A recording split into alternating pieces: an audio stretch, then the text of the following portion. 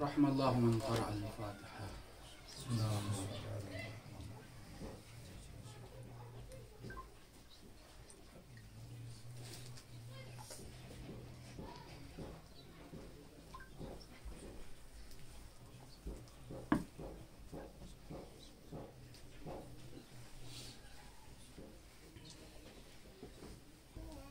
لا حول ولا قوة إلا بالله العلي العظيم. أعوذ بالله من الشيطان اللعين الرجيم. بسم الله الرحمن الرحيم. رب اشرح لي صدري ويسر لي أمري واحلل عقدة من لساني يفقهوا قولي. الحمد لله رب العالمين بارئ الخلائق أجمعين باعث الأنبياء والمرسلين والصلاة والسلام والتحية والإكرام على النبي الأمي المكي المدني الحاشمي القرشي سيدنا ونبينا وشفيع ذنوبنا إن شاء الله أبي القاسم محمد. اللهم صل على محمد وعلى آله الطيبين الطاهرين المعصومين المظلومين المنتخبين المنتجبين المنتبحين.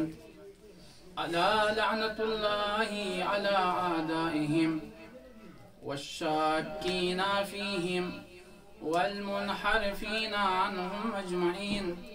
أما بعد فقد قال الله تبارك وتعالى في محكم كتابه الكريم وهو أصدق القائلين وقوله الحق بالحق. بسم الله الرحمن الرحيم. إنا أنزلناه في ليلة القدر. صلوات اللهم صل على محمد. چونکہ امام جعفر صادق علیہ السلام کی حدیث ہے صبیحۃ لیلۃ القدر کلیلۃ القدر. قدر کی جو صبح ہے وہ ویسے ہی ہے جیسے اس کی رات ہے. یعنی جو فضیلت شب قدر کی ہے وہ فضیلت صبح قدر کی بھی ہے. لہذا اسی مناسبت سے اس سورے کا انتخاب کہ جس سورے میں لیلۃ القدر کے حوالے سے گفتگو کی گئی. ارشاد ہوا انا انزلناہ فی لیلۃ القدر. اللہ نے قرآن مجید کے نزول کے حوالے سے قرآن مجید میں متعدد جگہوں کے اوپر واضح اور صریح اعلان کیا. ارشاد ہوا شہر رمضان الذی انزل فیہ القرآن. ماہ مبارک وہ مہینہ ہے، وہ مبارک مہینہ ہے کہ جس مہینے میں اللہ نے قرآن مجید کو نازل کیا. کب نازل کیا؟ دوسری جگہ ارشاد ہوا انا انزلناہ فی لیلۃ مبارکہ. ہم نے قرآن مجید کو مبارک رات میں نازل کیا. وہ مبارک رات کون سی ہے؟ تیسری جگہ کو ارشاد ہوا انا انزلناہ فی لیلۃ القدر. ہم نے قرآن مجید کو لیلۃ القدر میں نازل کیا ہے. اب لیلۃ القدر میں نازل کرنے کی وجہ سے اس شب کی فضیلت یہ ہے، اس رات کی فضیلت یہ ہے کہ اس رات جو بھی عمل کیا جائے وہ تنہا وہ عمل مقبول نہیں ہوتا ہے بلکہ وہ عمل مقبول ہوتا ہے اور انسان کے گناہوں کو بخشا بھی جاتا ہے. پرانے عمل معاف کر دیے جاتے ہیں اور حکم دیا جاتا ہے کہ آج سے نیا عمل کرو، تمہارا بالکل اعمال نامہ صاف و شفاف ہے. ایک صلوات پڑھ دیں محمد وعلی محمد.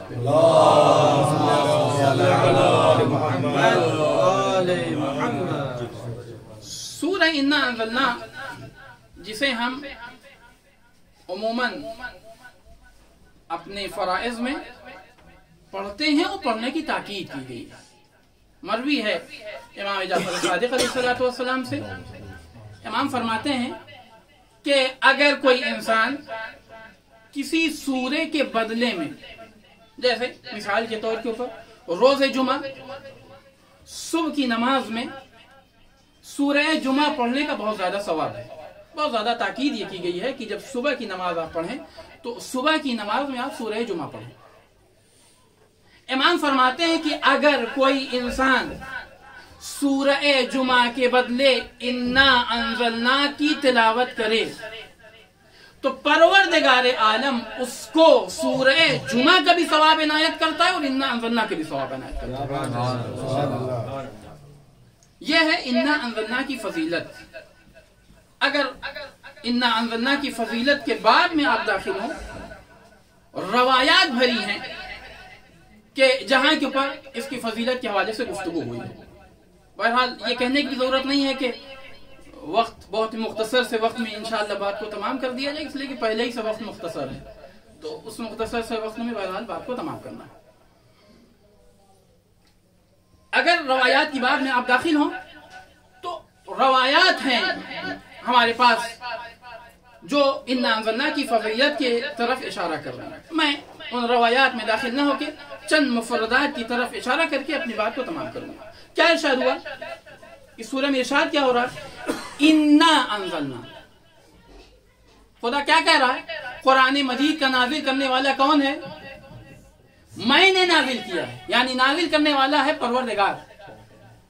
میں کہوں گا پروردگار. یہ خاص طور سے کہنے کی ضرورت کیوں ہوئی کہ قرآن مجید کو نازل ہم کر رہے ہیں؟ تو نے پہلے ہی کہہ دیا ہے اپنے حبیب کے لیے کہ میرا حبیب گفتگو کرتا ہی نہیں مگر یہ کہ وہی کے مطابق. جب تک وہی نازل نہ ہو جائے تب تک میرا حبیب کلام نہیں کرتا. تو اب قرآن مجید کے لیے خاص طور سے کہنے کی کیا ضرورت ہے کہ قرآن مجید کو ہم نے نازل کیا؟ عجب نہیں آواز قدرت ہے. چونکہ یہ پورا قرآن قصیدہ ہے محمد اور آل محمد کا. کل کو کسی کو یہ نہ ہو کہ رسول اسلام کی بارگاہ میں حاضر ہو کے کہے اللہ کے رسول جیسے فلاں کا قصیدہ آپ نے پڑھا ہے ہمارا بھی کچھ قصیدہ پڑھ دیجیے. میں ایسے نہیں کہہ رہا ہوں. امام جعفر صادق علیہ السلام ارشاد فرما رہے ہیں پورا قرآن محمد اور آل محمد کا قصیدہ ہے. امام فرماتے ہیں کہ قرآن مجید میں جہاں کہیں بھی خیر کا تذکرہ ہے، جہاں کہیں بھی خیر کا تذکرہ ہے اس سے مراد ہم اور ہمارے شیعہ ہیں. جہاں کہیں بھی شر کا تذکرہ ہے اس سے مراد ہمارے دشمن اور ہمارے دشمن کے چاہنے والے ہیں. مشہور آیت جس کو ہم ہر نماز کے بعد یعنی کم سے کم ہر نمازی کے سامنے جس کی تلاوت کرتے ہیں، ان الصلاۃ تنہا عن الفحشاء والمنکر. نماز انسان کو فحش سے بھی روکتی ہے اور منکر سے بھی روکتی ہے. ہمارے چھٹے امام جعفر صادق علیہ السلام سے سوال کیا گیا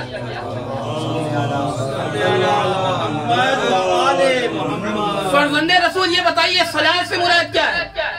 یہ فحشاء اور منکر سے مراد کیا ہے؟ امام نے ارشاد فرمایا ان الصلاۃ ہی ولایت علی ابن ابی طالب علیہ الصلوۃ والسلام والفحشاء والمنکر هو الاول والثانی. مطلب جب تک تمہارے دل میں آل محمد کی محبت رہے گی ان دونوں نجاستوں سے دور رہو گے. ایک صلوات پڑھ دیں محمد وعلى محمد.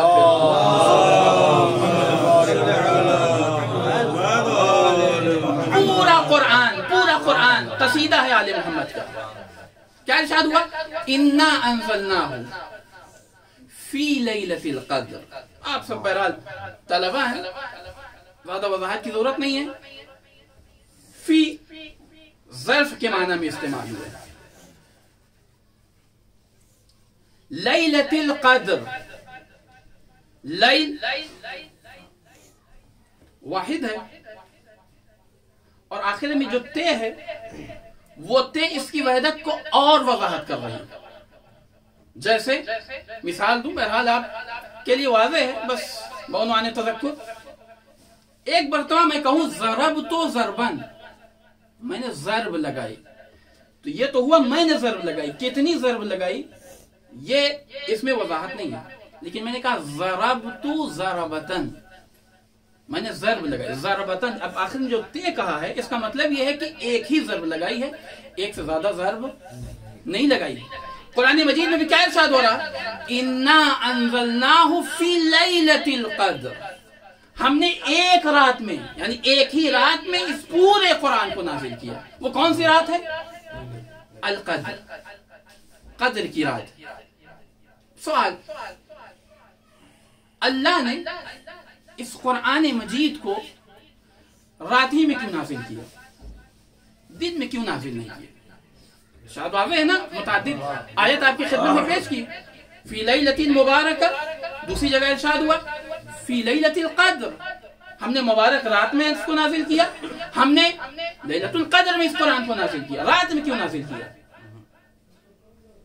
عموماً انسان دن میں اپنے گھر کے معاش کے لیے گھر سے باہر نکلتا ہے، اعضاء و جوارح کو حرکت دیتا ہے، اعضاء و جوارح انسان کے تھکے ہوتے ہیں، انسان کا نفس بھی تھکا ہوتا ہے، انسان کا ذہن خاص طور سے اللہ کی طرف، یوں تو کسی بھی چیز کی طرف نہیں اگر تھکا ہوا اور خاص طور سے اللہ کی طرف متوجہ نہیں ہو پاتا ہے۔ لیکن رات کا وقت ان بدن کو تھوڑا سا سکون ملتا ہے، نفس کو بھی استقرار ہوتا ہے، اور انسان اگر متوجہ ہونا چاہے تو کسی بھی شے کی طرف متوجہ ہو سکتا ہے۔ اور میں شاہد پیش کر رہا ہوں قرآن مجید سے۔ رسول اسلام کو خطاب کر کے کہا گیا یا ایھا المزمل قم اللیل الا قلیلا، ہاں یہ حکم ضرور ہے کہ تھوڑا کم قیام کرو، لیکن حکم ضرور ہے قیام کرو۔ کس وقت قیام کرو؟ رات میں قیام کرو۔ کیوں رات میں کیوں قیام کرو؟ آگے کی آیت، دو چار آیت کے بعد ارشاد ہوا انا سنلقی علیک قولا ثقیلا، اس لیے کہ ان قریب ہم آپ پر قول ثقیل نازل کرنے والے ہیں۔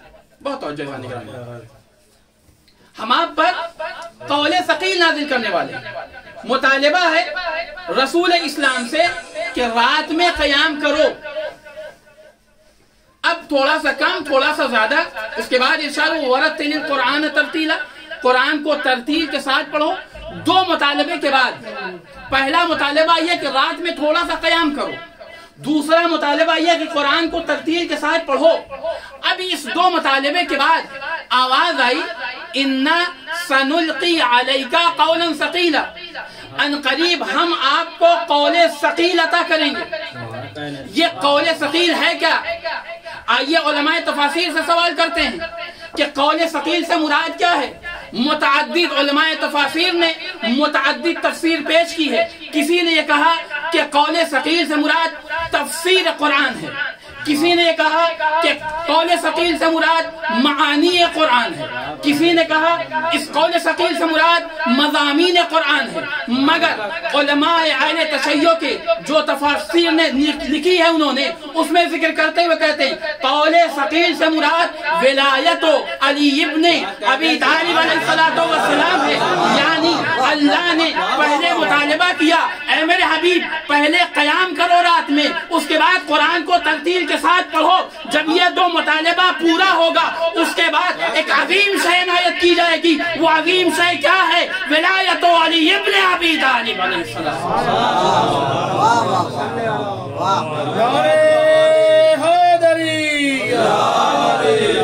ظہور امام زمان علیہ السلام بلند تر صلوات۔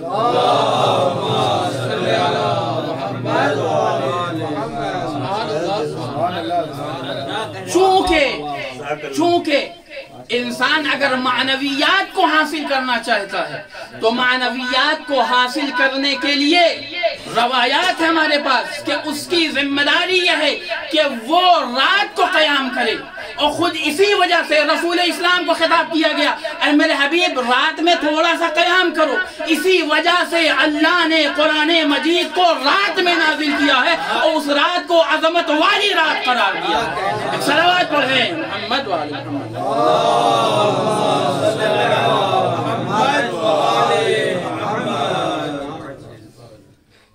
کیا ارشاد ہوا ابھی آپ کی خدمت میں ذکر کا سنلقی علیک قولا ثقیلا. جیسا کہ میں نے ذکر کیا علماء شیعہ نے علماء امامیہ نے تفاسیر میں ذکر کیا ہے کہ اس قول ثقیل سے مراد کیا ہے؟ ولایت امیر المومنین. اسے قول ثقیل کیوں کہا گیا؟ ثقیل کیوں ہے؟ واضح ہے کہ ولایت کفار کے لیے ثقیل ہے، اس کی وضاحت کی ضرورت نہیں. یہ ولایت کفار کے لیے بھی ثقیل ہے اور مومنین کے لیے بھی ثقیل ہے. کفار کے لیے ثقیل ہے، اس کی وضاحت کی ضرورت نہیں ہے. تاریخ بھری پڑی ہے کہ امیر المؤمنین کا صرف نام رکھنا جرم تھا. امیر المؤمنین کا اگر کوئی نام رکھ لیتا تھا، علی کوئی نام رکھتا تھا اپنا، تو اسے قتل کیا جاتا تھا. متوکل عباسی ایک شخص کو 1000 کوڑے، ایک دو نہیں 1000 کوڑے لگواتا ہے صرف اور صرف اس وجہ سے کہ اس نے امیر المومنین کے باب میں ایک روایت نقل کی. صرف ایک روایت نقل کی. ایک زانی کی بھی سزا 100 کوڑے ہیں، ایک شرابی کی بھی سزا 80 کوڑے ہیں. جو امیر المومنین کے فضائل کے باب میں ایک روایت نقل کر رہا ہے اس کو 1000 کوڑے. تو واضح ہے کہ یہ ولایت ثقل ہے ان کے اوپر، ثقیل ہے ان کے اوپر، اس وجہ سے یہ فعل انجام دیا جا رہا ہے. ہو سکتا ہے کوئی یہ کہے کہ سلاطین اور حکام کا طریقہ ہی یہ تھا کہ وہ اس طریقے کے افعال کو انجام دیتے تھے. امام جعفر صادق علیہ السلام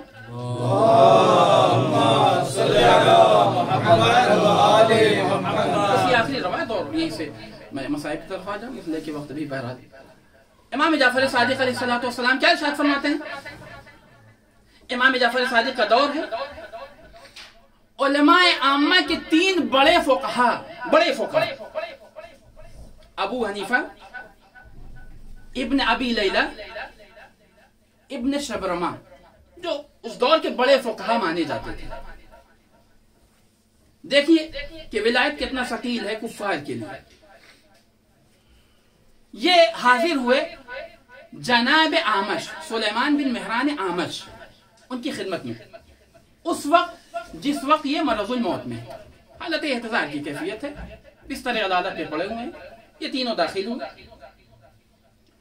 اور داخل ہونے کے بعد سوال کیا کہ آپ کی حالت کیسی ہے، طبیعت کیسی ہے. اعمش وہ صحابی ہیں امام جعفر صادق کے، وہ مخلص صحابی ہیں امام جعفر صادق کے کہ جن کی روایات کو علماء عامہ بھی اخذ کرتے ہیں اور علماء شیعہ بھی اخذ کرتے ہیں. یعنی شیعوں کے یہاں بھی قابل ثقہ ہیں اور اہل تسنن کے یہاں بھی قابل ثقہ ہیں. اعمش خدمت میں حاضر ہوئے اور حالت دریافت کی. اعمش نے کہا کہ کچھ کمزوری محسوس کر رہا ہوں، اور اس کے بعد کہ چونکہ اس دنیا سے اس دنیا میں جانے کا وقت آ گیا، لہذا گناہوں سے بھی تھوڑا سا خوف ہے. برجستہ بیک زبان ان تینوں نے جانتے کیا کہا جناب اعمش سے؟ یا اعمش تب اللہ، اللہ کی بارگاہ میں توبہ کرو. واضح ہے ابھی حالت احتضار کی کیفیت ہے، توبہ کی تلقین کرنا گناہوں سے اچھی بات ہے، لیکن یہ کہے کہ توبہ کی جا رہی ہے. تب اللہ ما ذکرت روایا والاحادیث فی فضیلت علی ابن ابی طالب علیہ السلام. اعمش تم نے جو اپنی پوری زندگی میں امیر المومنین علی ابن ابی طالب علیہ السلام کے فضائل کے باب میں روایات و احادیث کو بیان کیا، اس سے توبہ کرو. یعنی ان کی نگاہ میں امیر المؤمنین کی فضیلت کو بیان کرنا ایک ایسا گناہ ہے کہ اگر اس گناہ کی بخشش نہ ہو تو گویا کہ خدا کی بارگاہ میں حاضری بھی اچھی نہیں. اتنا ثقیل ہے امیر المومنین علی ابن ابی طالب علیہ السلام کی ولایت. جیسے ہی واضح ہے کہ ابھی ہم اور آپ جیسے لوگوں کے سامنے اس طریقے کی گفتگو کی جائے تو ہماری اور آپ کی کیفیت کیا ہوگی. امام کا مخلص صحابی اب تک بڑی تمیز سے گفتگو کر رہے تھے، یا ابا حنیفہ یا فلان یا فلان، لیکن جیسا یہ گفتگو سنی، ماذا قلت یا یہودی، اب تک بڑی تمیز کے دائرے میں گفتگو ہو رہی تھی، اب لہجہ بدلا، ماذا قلت یا یہودی، اے یہودی تم نے کیا کہا؟ اس کے بعد اپنے خادم کو اشارہ کیا، اقعدونی واسندونی، مجھے بٹھاؤ، مجھے ٹیک لگاؤ، مجھے اس وقت وہ روایت ذکر کرنا ہے کہ جو روایت میرے لیے نجات کا ذریعہ ہو جائے۔ وہ کون سی روایت؟ ایک مرتبہ جناب اعمش کو بٹھایا گیا اور جناب اعمش نے بیٹھنے کے بعد کہا، سمیت عن الخدری، میں نے ابو سعید خدری سے سنا ہے۔ ابو سعید خدری کہتے ہیں، قال رسول اللہ صلی اللہ علیہ وآلہ، رسول اسلام یہ ارشاد فرماتے ہیں، اذا کان یوم القیامت، جب روز قیامت ہوگی، یقال لنا، ہم سے یہ کہا جائے گا، کیا کہا جائے گا؟ اے رسول وعلی، آپ دونوں صراط پر بیٹھ جائیے، وادخل الجنہ بمن آمنا بی واحبکما، اور جنت میں اسے داخل کر دیجئے جس کا ایمان مجھ پر ہو اور آپ سے محبت رکھتا ہو، اور اسے جہنم میں داخل کر دیجئے کہ بمن کفر بی، کہ جو میرا کفر اختیار کرے، وابغضکما، اور تم دونوں سے نفرت کرے۔ ان کی محبت دنیا میں بھی نجات ہے، آخرت میں بھی نجات ہے۔ صلوات پڑھ دے محمد والے محمد وآلِ محمد بمثلی یقال ہکذا، یعنی مجھ جیسے سے اس طریقے کی بات کی جائے گی، یعنی مجھ سے اس طریقے کی گفتگو کی جائے گی۔ ماشاءاللہ، سبحان اللہ۔ تو یہ تو کفار کے لیے ثقیل ہے، مومنین کے لیے کیوں ثقیل ہے؟ مومنین کے ایمان میں اضافہ ہوتا ہے، مومنین کا ایمان وزنی ہو جاتا ہے، اس لیے ولایت امیر المومنین ثقیل ہے۔ تو یہ ولایت امیر المومنین قول ثقیل ہے، کفار کے لیے بھی قول ثقیل ہے، مومنین کے لیے بھی۔ ایک اور صلوات پڑھیں محمد والے محمد۔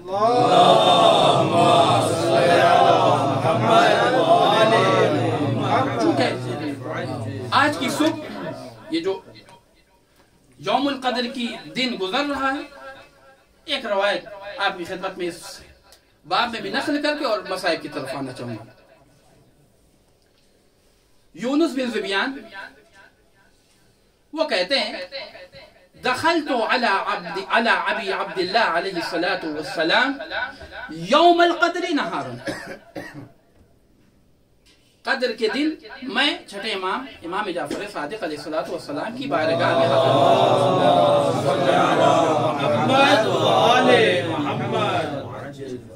امام نے سوال کیا، یا یونس اعملت اعمال القدر، یونس قدر کے جو اعمال ہیں ان اعمال کو انجام دیا یا نہیں؟ قال لا یا ابن رسول اللہ جئت فداک، نہیں فرزند رسول وہ اعمال انجام نہیں دے پایا۔ ولما، کیوں انجام نہیں دیا؟ یونس کہتے ہیں، نمت واستيقظت فی الصبح، سو گیا تھا اور صبح کے وقت آنکھ کھلی، ہاں اتنا وقت تھا، شربت من الماء، تھوڑا سا پانی پیا، اور پانی پینے کے بعد یہ فقرات اپنے زبان پہ جاری کیا، کیا؟ السلام علیک یا ابا عبداللہ، السلام علیک یا ابن رسول اللہ، میں نے سلام کیا آپ کے جد کے اوپر اور ان کے قاتلین کے اوپر لعنت کی۔ امام مسرور ہوئے، امام خوش ہوئے، امام نے کہا، یا یونس اسلمت على جد الحسین ولعنت على قاتلیہ وظالمیہ، اے یونس کیا تم نے میرے جد پر سلام بھیجا ہے اور ان کے قاتلین پر لعنت کی ہے؟ رسول، ہاں میں نے ایسا کیا ہے۔ امام نے ارشاد فرمایا، پھر اے یونس تمہیں پریشان ہونے کی ضرورت نہیں ہے، قد بلغت اعمال لیلۃ القدر، تم نے پورے شب قدر کی اعمال کو اخذ کر لیا، درک کر لیا۔ ایسے بھی جو لیلۃ القدر کے اعمال ہیں उनमें अफजल अमल क्या है? सियारत इमाम हुसैन अलैहिस्सलाम। इमाम जाफर सादिक फरमाते हैं कि ज़ायर जो इमाम हुसैन की ज़ियारत के लिए जाता है, उसके पसीने के एक कतरे से खुदावंद आलम 70,000 मलाइका को खल्क़ करता है। युसब्बिहून अल्लाह व यस्तग़फिरून अल्लाह, कि जो अल्लाह की तस्बीह व तक़दीस करते हैं और इस्तिग़फ़ार करते हैं। किसके लिए? उस शख्स के लिए कि जिसके पसीने के कतरे से इन मलाइका को खल्क़ किया गया। और कब तक ये इस्तिग़फ़ार करते हैं, कब तक ये तस्बीह करते हैं? इला अन तक़ूम अस्साअह, क़यामत तक वो तस्बीह व तक़दीस करते हैं वो मलाइका। किसके लिए? उसके लिए कि जिसके पसीने का एक कतरे से इन मलाइका को खल्क़ किया गया। अफजल अमल है ज़ियारत इमाम हुसैन अलैहिस्सलाम। अगर आप देखें, यकीनन आपके नजरों में होगा, जितने आमाल, जितने मौक़े हैं आमाल के, जितने मौक़े अल्लाह ने जिनमें अपने बंदों से मुतालिबा किया है कि इन औकात में आमाल अंजाम दो, उनमें अफजल अमल ज़ियारत इमाम हुसैन को रखा है। चाहे वो लैलतुल क़द्र हो, चाहे वो लैलतुल ईद हो, चाहे वो लैलतुल अज़हा हो, चाहे वो लैलतुल निस्फ़ शाबान हो, जितने मौक़े हैं, इन सारे मौक़ों के ऊपर अफजल अमल अगर किसी को करार दिया गया है तो अफजल अमल ज़ियारत इमाम हुसैन अलैहिस्सलाम। क्यों? मैं एक वजह मेरी जो समझ में आती है कि अल्लाह ने वादा यह किया है कि तुम मेरा तज़किरा करो, मैं तुम्हारा तज़किरा करूंगा। इमाम हुसैन अलैहिस्सलाम ने अपना सर कटाकर अल्लाह के जिक्र को बाकी रखा। अब अल्लाह का हक़ यह है कि परवरदिगार आलम हुसैन को जिक्र को बाकी रखे, लिहाजा हर अमल में उसके जिक्र को अपने जिक्र के साथ मुत्तसिल कर दिया। खुद इमाम हुसैन अलैहिस्सलाम भी मुतालिबा ये करते हैं अपने चाहने वालों से, अपने मानने वालों से कि मेरा जिक्र किया जाए, मुझे याद किया जाए, खास तौर से कुछ खास औकात में जरूर याद किया जाए। मैंने खत्म की बस 2 फ़िक्रे और रहमत तमाम। इमाम हुसैन अलैहिस्सलाम ने तकरीबन 3 मौके ऐसे हैं जो मेरी नजर में है, 3 मौके ऐसे हैं कि जहां इमाम ने अपने चाहने वालों को याद किया। पहला मौका, जब जनाब अली असगर को अपने हाथ पर लेकर मैदान में आए और पानी का मुतालिबा किया। हम और आप बड़ी आसानी से सुनते हैं और पढ़ते भी हैं कि इमाम ने पानी का मुतालिबा किया। ये कौन शख्सियत है जो पानी का मुतालिबा कर रही है? रवायत है एक शख्स इमाम की खिदमत में हाजिर हुआ अपने हाजत को लेकर। इमाम घर के अंदर दाखिल हुए। इमाम को ऐसा लगा कि जितना मैं देना चाह रहा हूं उतना इमाम के पास नहीं था। इमाम अंदर दाखिल हुए, थैली में वो रकम जमा की, अब बाहर नहीं आए। दरवाजे के अंदर ही से वो थैली आगे बढ़ाई, उसके हाथ पर रखी और इमाम ने एक फ़िक्रा कहा, ए भाई ये इतने रुकू में इसे ले ले और चला जा, मुझे शर्म आती है कि मैं इतना कम लेकर तेरे सामने कैसे आऊं।